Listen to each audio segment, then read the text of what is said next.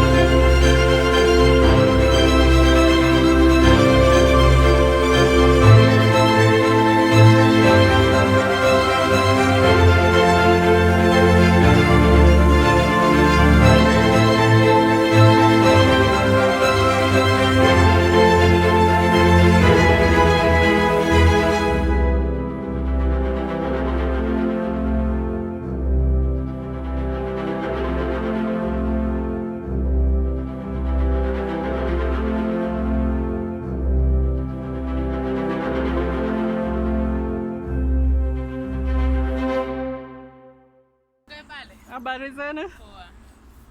Mambo? Unafanya nini hapa? We just Relax like to relax. yeah. Okay, you stay nearby? No. Kambura. Oh, umekuja tu kujionea the environment. Yeah. Okay. Yeah. Okay, thank you so much. 35 hectares. 35. 35 acres of land. It's all swampy. Yes.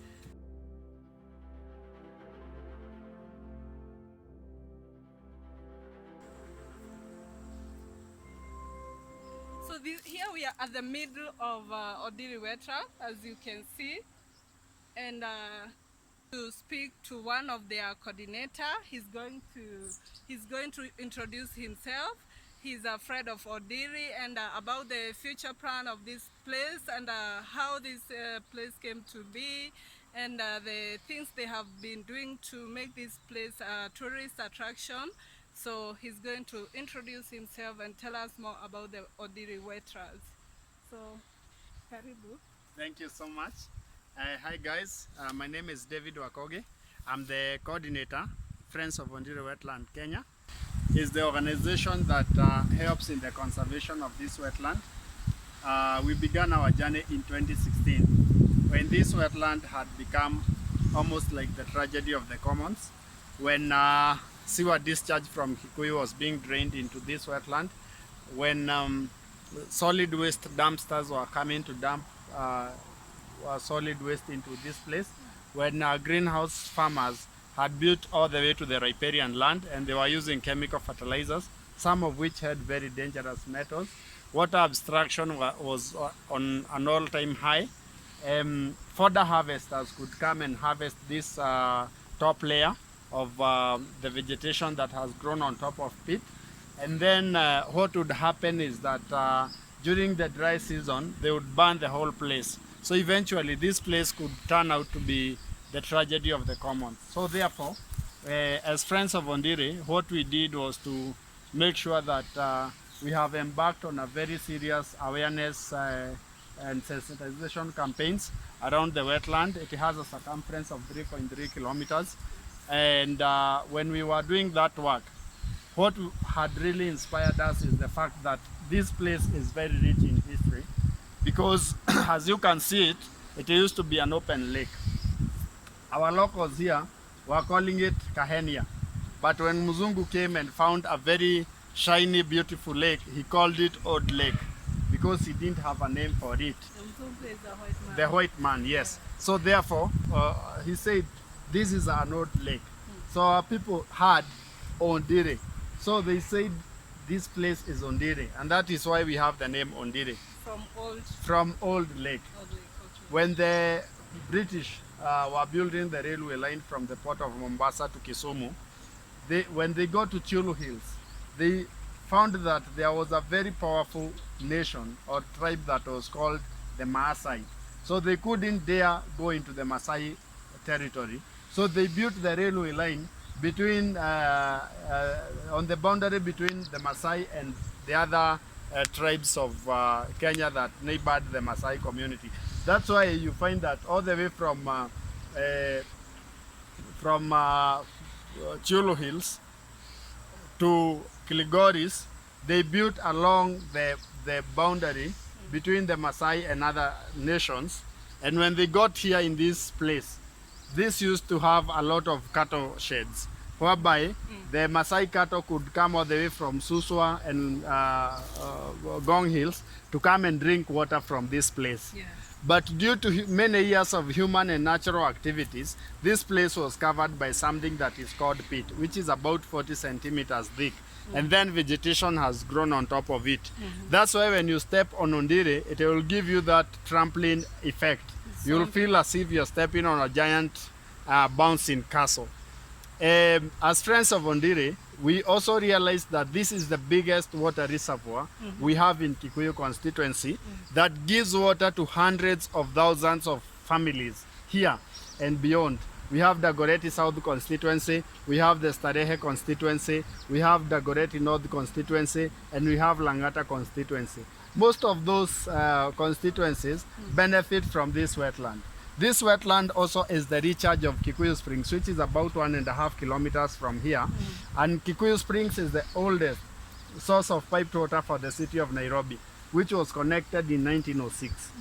The other thing that is very, very important to mention is that this is the source of the biggest river basin we have in the Republic of Kenya, which is called the Athi River Basin. So Athi River Basin, it starts from here. One thing also I can say is that when you go to the source of the Athi River, which is down here, you will find that that river that now comes out of this has a direct outlet from this wetland, is sparkling clean, very, very uncontaminated. But when it gets down like 200 meters, contamination begins. So our biggest responsibility right now, beyond the other activities we want to introduce here at this wetland, it is to ensure that the government enforces the law so that people stops polluting our rivers.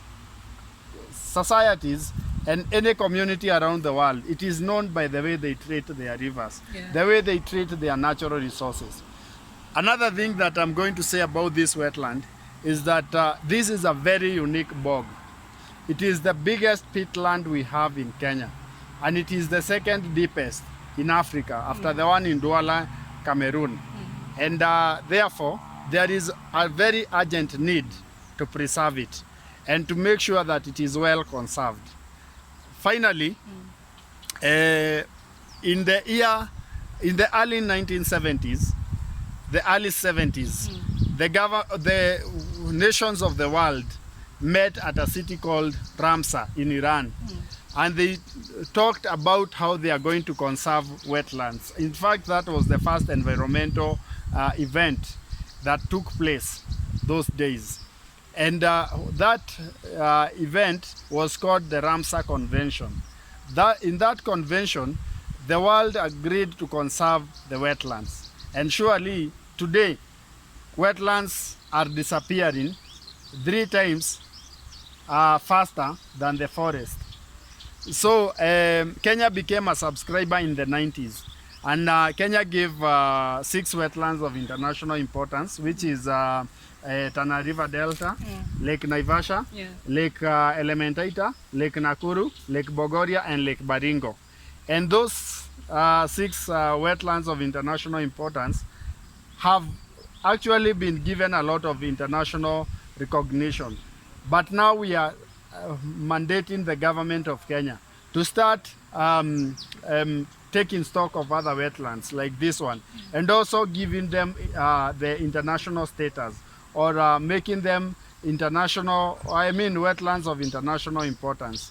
We have also petitioned the Senate of the Republic of, the government of Kenya, through the Senate of the Republic of Kenya, that this place is gazetted so that it becomes more safeguarded for posterity. That now, if there is something that Kikuyu shall be proud of, the subsequent generations shall be proud of, will be this wetland. We have had many refugees. We have had refugees, war refugees, We have had diseases, refugees. We have had many forms of refugees, in the world. Yeah. But the biggest uh, the biggest group of refugees in this country and this world in future will be the climate refugees. People running away from their homes because of harsh conditions. And one of the most serious conditions is lack of clean to drink water. And this being the biggest reservoir of clean and safe to drink water in Kikuyu constituency, we are very, very determined to conserve it and to make sure that the generations to come will pride in it and they will continue to get water to drink. Finally, we are going to have very nice nature trails around here. We are going to have nice benches. We have the government agency that has fenced the whole place, 3.3 kilometers. And also, we have other plans through the municipality to have a very beautiful recreational park on the other side. So this place will be a whole new attraction. Okay, we have heard about the stories. Before we used to hear so many people lost their lives within this area, and those cases are normal at this moment. Also, we used to see this place had a lot of very dirty water, and as we have seen now, I have seen the water is very clean as it's moving that side. What have you been doing, coordinator? What changed?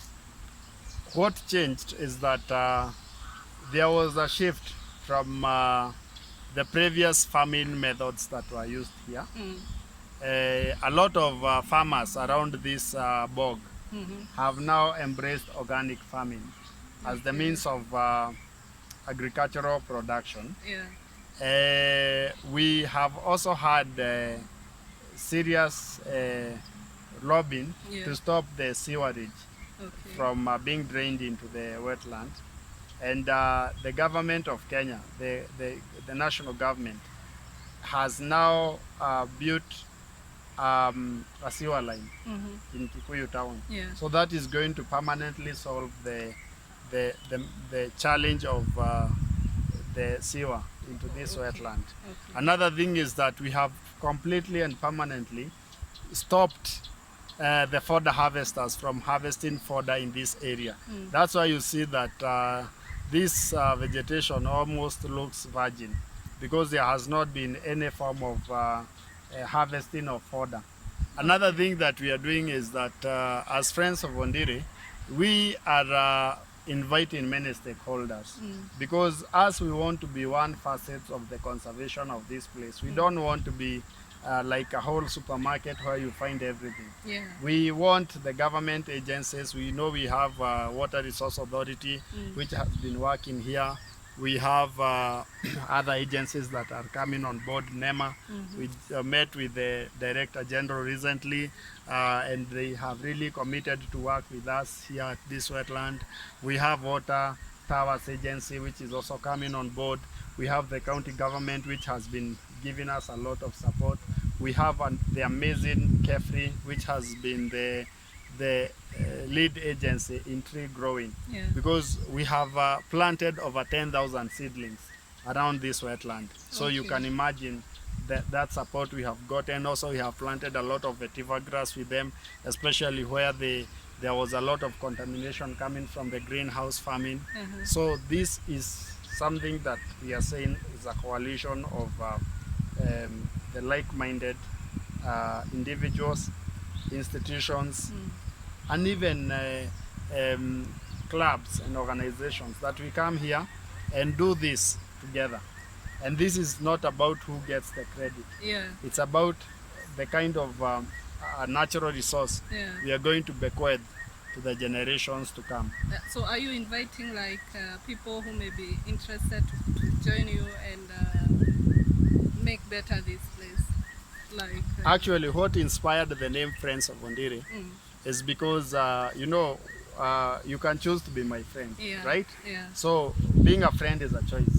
So this wetland and us being Friends of Ondiri, we welcome anyone who wants to join us in the efforts to conserve this place. So even today, you have been inducted to to the Friends of Ondiri yeah, sure. organization. Okay. Yes. So thank you so much. I think this is a very great information for those people who are interested so much in conservation of environment and all that.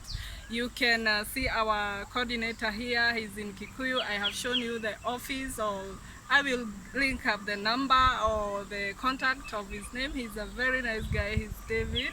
I think he's very known in this Kikuyu area. So anytime you're free, be afraid of Odiri. If you visit, if you're from another country, you visit Nairobi, make sure to come and see this place and how it's doing. So thank you so much. See you to the next video. Thank you. We have planted this one, which is a very common tree around here, but also in future it faces extinction because many people are cutting it down for both for firewood and charcoal. Okay. So therefore, and it has a very good sap.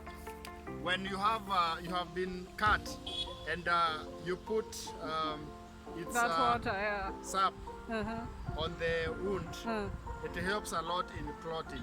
Okay. So the wound dries up very quickly. So it has a medicinal value. It has also. a medicinal value. Okay. But